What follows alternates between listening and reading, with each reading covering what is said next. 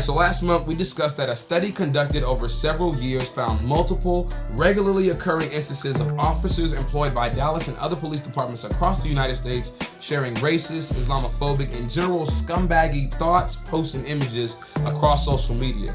Now, I know folks in the studio last month was looking at me like, oh, here Blue go again on his anti-police agenda, right? But I ignored it. We continued to report the news as it was, you know what I'm saying? After the Dallas Morning News actually released a report sharing these same developments, Dallas Police Chief Renee Hall made a statement saying 4 out of the 25 offending officers have been placed on administrative leave based on the extreme nature of their post. That's great news, right? I mean, you know what I'm saying? We making some headway. Yeah, trying to at least, except for the fact that this is where the inconsistencies begin.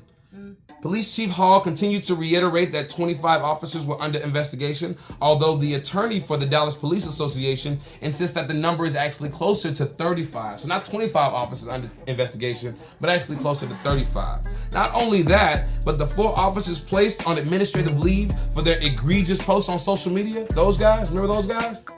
Yeah, that never happened. Yeah, that never happened. No one was placed on administrative leave, and this just represents sort of a fraction of the visible mishandling of the law that we can at least see. You know what I'm saying? That's happening right now, man. Like, I don't know. I don't understand why lie. Like, ultimately, why lie? Why lie? We gonna find out anyway. Like, there's a such thing as the internet, and Police Chief Hall ain't even on the clock right now. Like, she's on medical leave, so we're going to find out why lie. Already radio. I don't know. It doesn't end there. The police lie. I don't know. It's not a surprise to me. So y'all remember? Speaking of lying ass police, y'all remember? Y'all remember Amber Geiger? Yeah. Well, yeah, me neither. So for those of us who are getting ready to Google who Amber Geiger was, she's actually the rogue Dallas police officer who lied about mistaking 26-year-old Botham Jean's apartment as her own and him as an intruder. Yeah, allegedly. She entered his residence and then shot him and killed him dead, right? Allegedly. Correct. Thank you, Pete, for that. There is currently a motion being filed by her defense for a change of venue so that Geiger isn't tried by a jury of Dallas citizens. Oh, wow. Yeah. She's trying to escape this hammer we about to lay down on her. Yeah, right. Like a cop has ever been indicted for a murder, but so the fear is that it's impossible for a white cop to get off with the murder of a black man in a city whose local paper used the word lynching in reference to the killing. And they're referring to the Dallas Morning News, mentioning saying those words. And so now she felt like, oh, well, now they're being swayed one way by the biggest paper in the city. So let's change the venue. The venue to a suburb or something where, the sentencing might be lighter. Yeah. You know what I mean? Right. And I think it's kind of fucked up, man. Imagine that. A cop scared that she won't get a fair trial for killing a man in his own home. Yeah. You know what I'm saying? Like, any of this shit was fair to begin with. Yeah, I feel like she's gonna get it too. Yeah?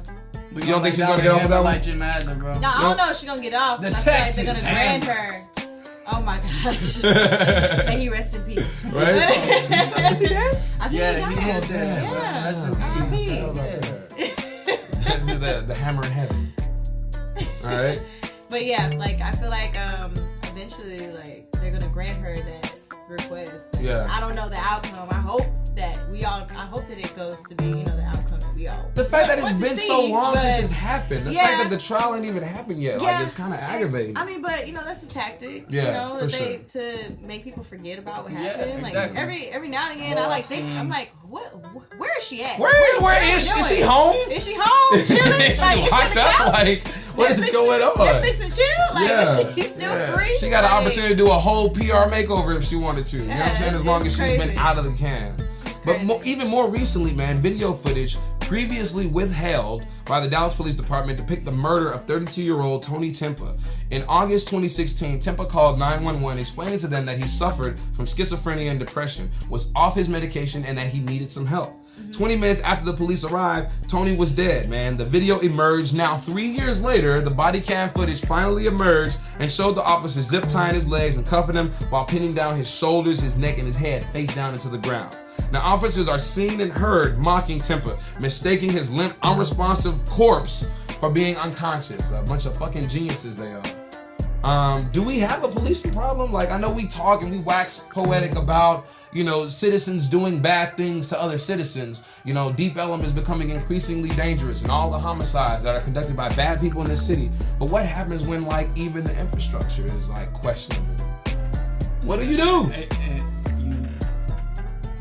You're fucking appalled until changes are made. You know, that's just what the fuck happens. It's like, I don't know, we protest and we see it happening all across the country, and it seems like there's no changes. Like, even with, you know, the Eric Garner situation, like, what did they acquitted all the officers that were involved in that situation. It's really disappointing to hear. And then you look at the things that are happening in Dallas, and it's like, well, what can we do? These officers got dismissed from that too. These officers got dismissed from that charge too before the body cam footage came out. So they were dismissed too. So, you know, it's business as usual, man. My name is Rodney Blu, and I'm joined as always by two equal advocates of Dallas, Texas and its creative communities. This is Bry Chanel. I'm Narco. And we'll be right back, man.